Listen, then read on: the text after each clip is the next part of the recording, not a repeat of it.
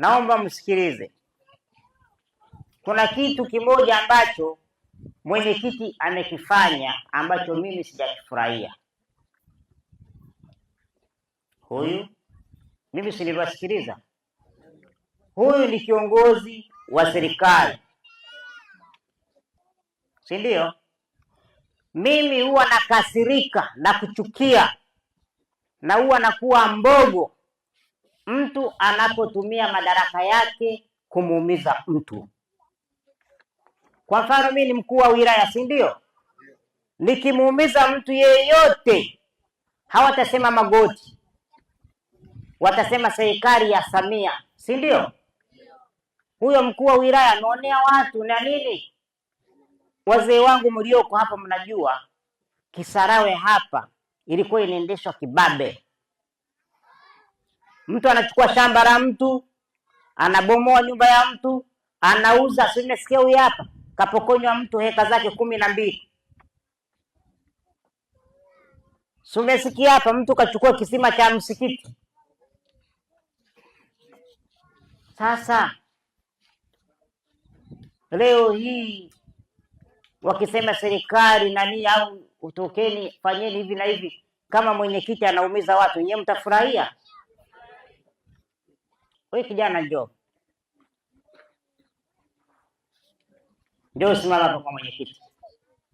Huyu mnamfahamu? Ni mkorofi huyu. Wangapi wanasema huyu kijana ni mwadilifu kabisa? Nyosha mikono. Wanasema huyu kijana ni mcha Mungu, hana shida, nyosha mikono niwaone. Hivi karibuni mwenyekiti akampigia huyu simu, nenda sehemu unichukulie mzigo wangu. Hakumwambia ni mzigo gani. Kijana akaosha pikipiki akafuata. Katika kuja, sijui aliporwa, sijui alifanyaje, ule mzigo kwa umepotea. Mwenyekiti akasema alimtuma huyu, huo mzigo ulikuwa ni pesa, alienda kuchukua kwa mtoto wa huyu.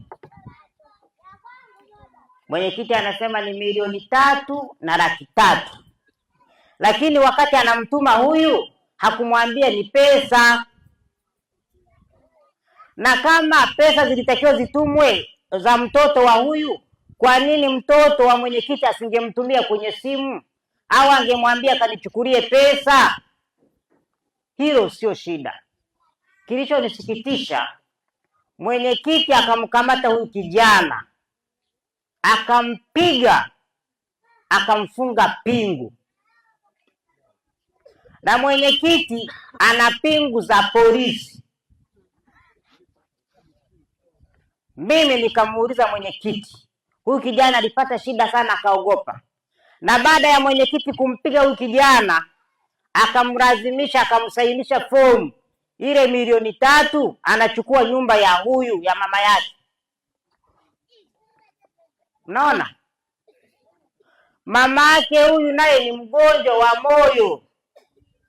Na ndio wazazi mlivyo na huruma. Mama wa huyu akamwambia, mwanangu, mimi nakutaka wewe, kama ni nyumba serikali imeng'ang'ania, wape. Kijana akaandika document ile kwa mwenyekiti, akamwandikisha hii ya mwenyekiti. Mwenyekiti akachukua nyumba ya mamake na huyu. Na kibaya zaidi, mwenyekiti akamuondoa huyu kwenye nyumba. Huyu akabidi atafute chumba cha shilingi 40,000, kapanga, kahamisha na vitu. Mwenyekiti akafunga nyumba na kufuri, kaondoka naye.